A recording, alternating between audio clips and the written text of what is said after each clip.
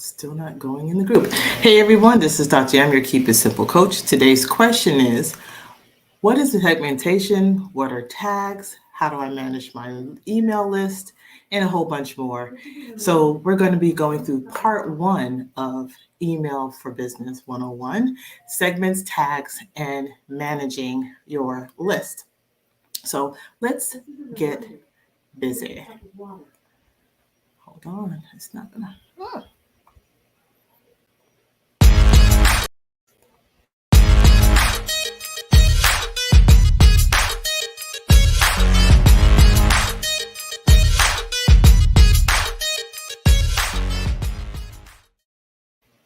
Hey there, everyone. I'm Dr. Yam, your Keep It Simple coach inside of the Facebook group, Content Tips and Content Creation Tips and More Facebook group, as well as my Facebook page, Keep It Simple Coach and Dr. Yam. So listen, I'm going to break this segment into two pieces. So tonight, for those of you who are able to join me, I'm going to simply go over the concepts. And then part two, because we started so late, I'm going to go over and actually do the demonstration. So you'll get an opportunity to get a little bit of front loading and get a good understanding of how things work.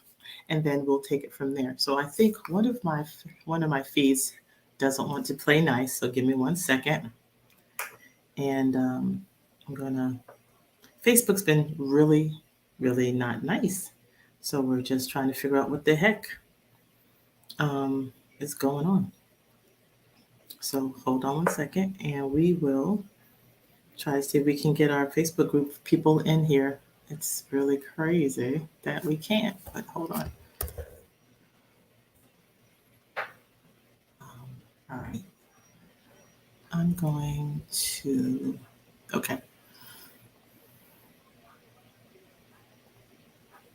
There we go.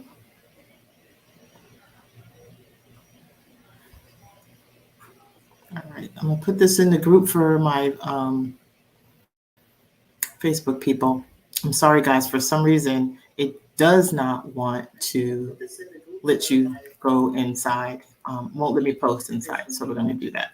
Give me a sec. Apologize for that. And I will populate it here and see how that will work for you guys. So I certainly apologize. And it going here. So let's see if we can make this happen for you guys.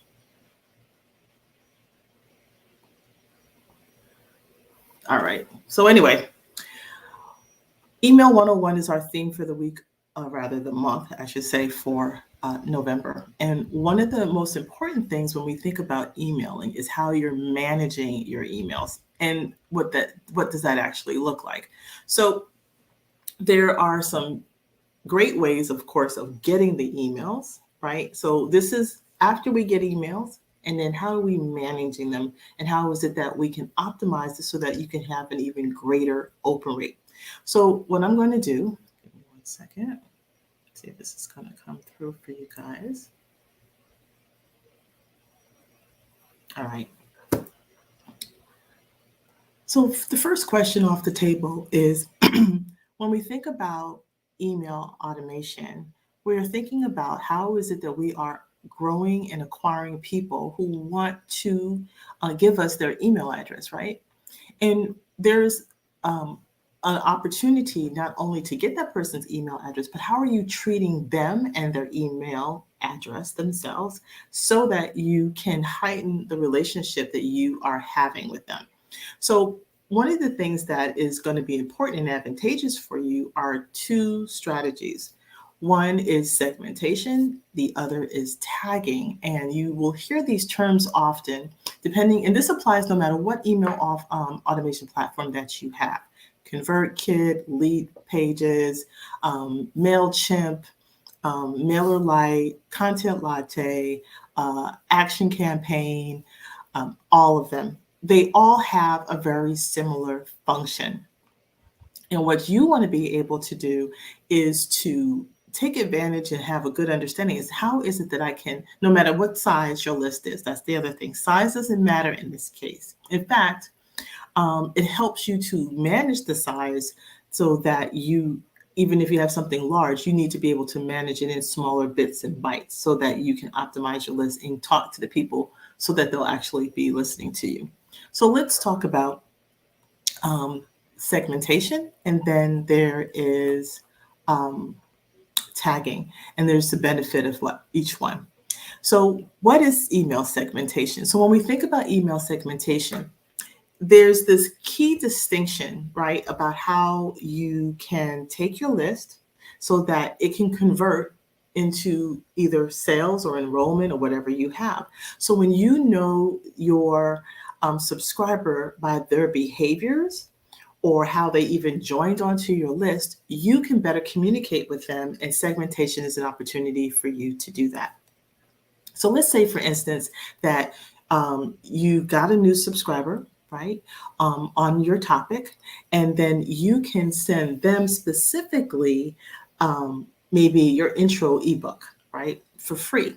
Or maybe you could put them in an email sequencing, teaching them the basics about that topic that you just sent them a freebie on, so that you can build the trust. You could be that, expert to them, right? But you may find that there's another person you wouldn't send that to because they came to an advanced work session for you, right? Now, they're all inside of your email list, but it's how is it that you can compartmentalize that list so that you can best speak to everybody in the purposes or in the intent that you have behind it.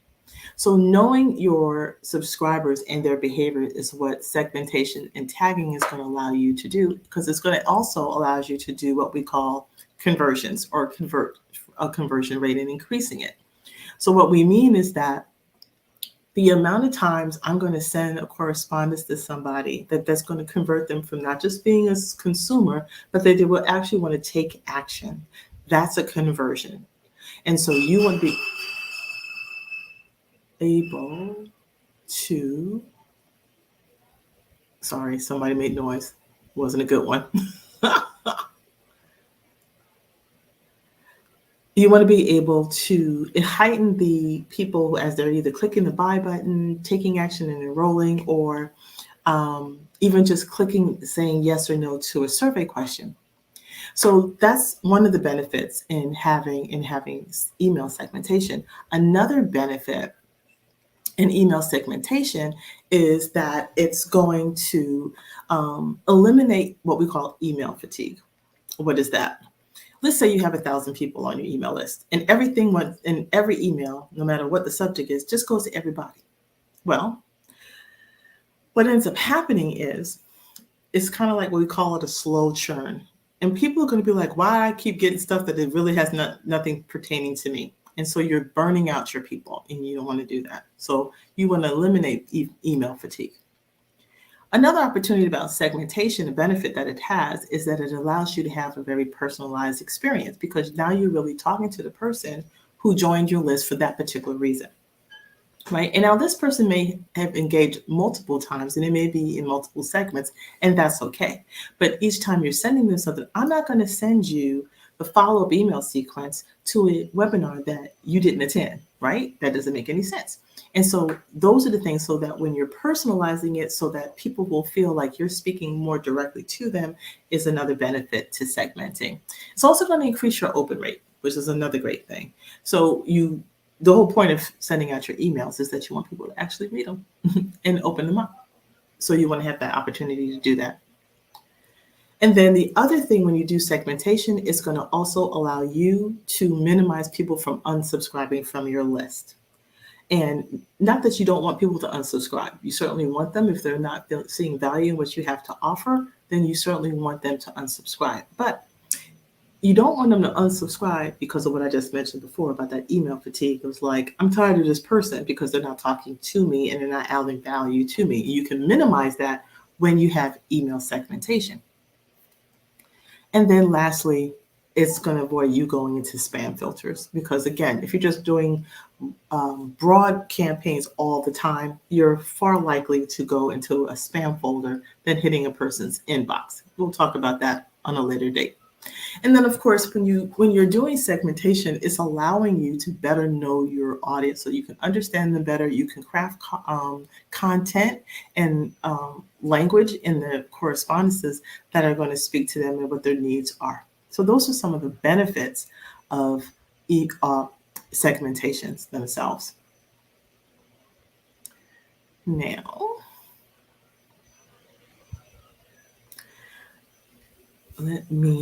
another thing when it comes to your segmentations is that how do you actually break them apart and get to those unique groups?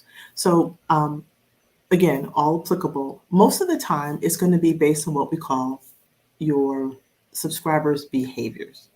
And you can separate your groups out. So let's just say, again, back to the 1,000 number, because it's a nice soft number. Every time either you're sending out something or the way you're doing a promotion and you're acquiring that person's email address, you want to put a tag on it.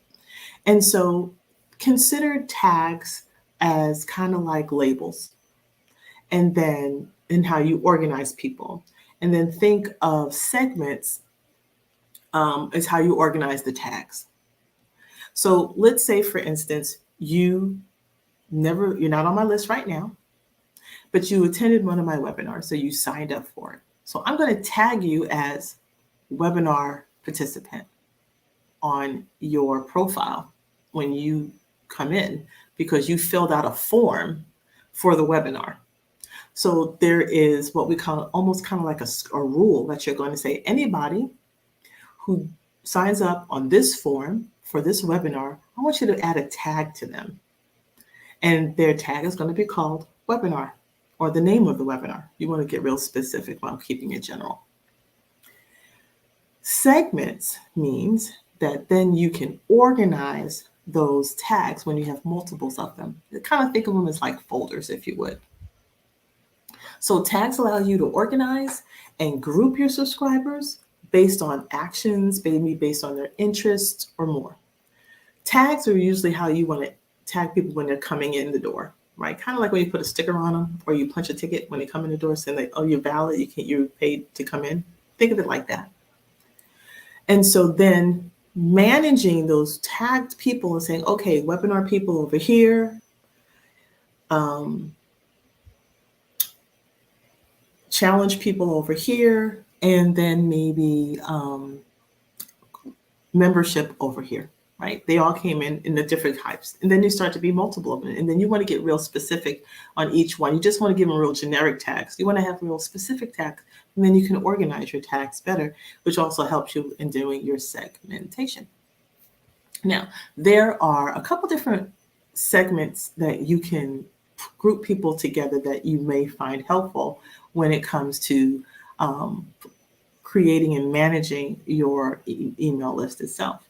So, of course, there are going to be those subscribers who come into your list at their point of entry, right? How they came in through your customer journey. Like I said, they enrolled in a webinar, they signed up for a free challenge, they got this free ebook, they bought a audio course, hint, hint. So those are the type of things, right? They brought a product that they've bought from you before, or they downloaded, right? Like I said, webinar attendee, any type of an event attendee, signed up for something that came through. Anytime they provided an email, that's another segment.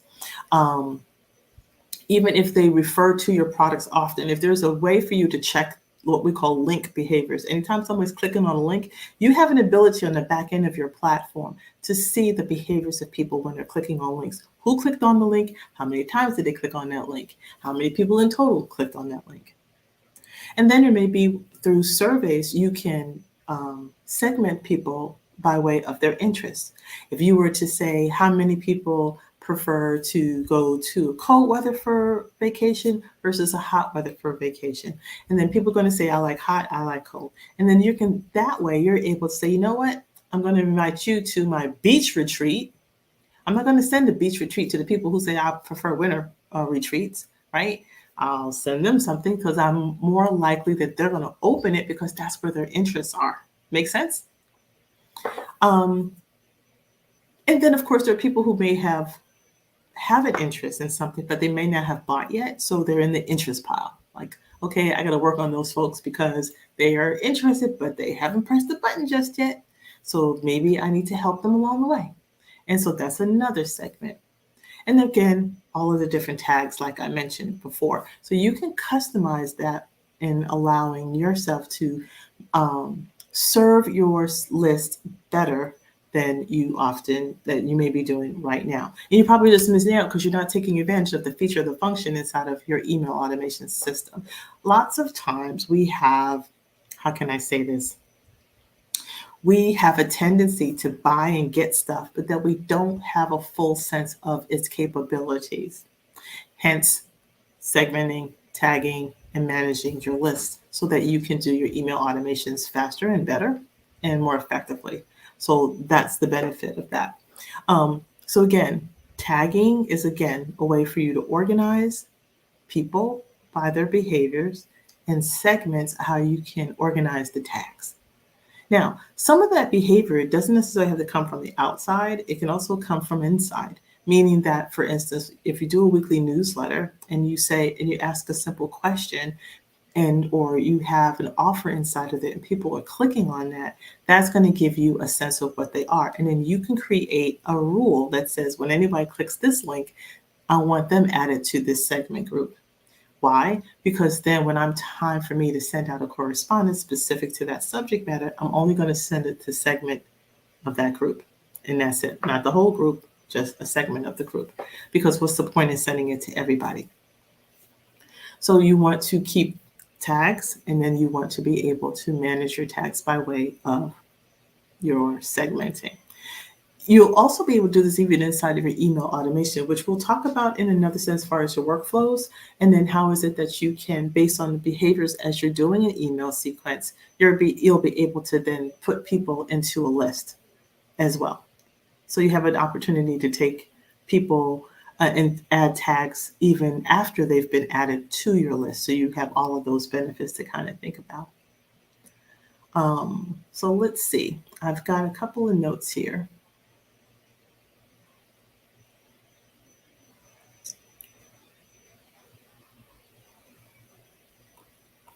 Okay, so when we think about the segments, right, for people coming in through your customer journey, if you're thinking about, for instance, if other than the basic information, maybe you want to determine what level they're at. So as they're first coming in the door in your list, you may want to ask them in your introductory email, ask your subscriber maybe like what's their main struggle that they're off, if you offer maybe 5 levels for them to choose from, they just pick one. So that's one way of creating a tag. They'll read it, they'll click on the one that's related to them, and then that way you could take them off into a different email sequencing than you normally would, right? Another one is, again, whenever they've purchased a product or they've done a download from you from a product digital or even something they purchased online, a product of any sort. You're able also say everybody who bought lemon products, then when it's time for me to put out my spring collection and it may have something that's similar, people who love lemon typically love other things. So then you'll want to send them a email sequence that's going to tickle their fancy as well. So those are just, again, some of the ideas when it comes to segmentation and how is it that you're going to be able to take advantage of that using the different examples that I mentioned to you earlier. Okay, let me double check.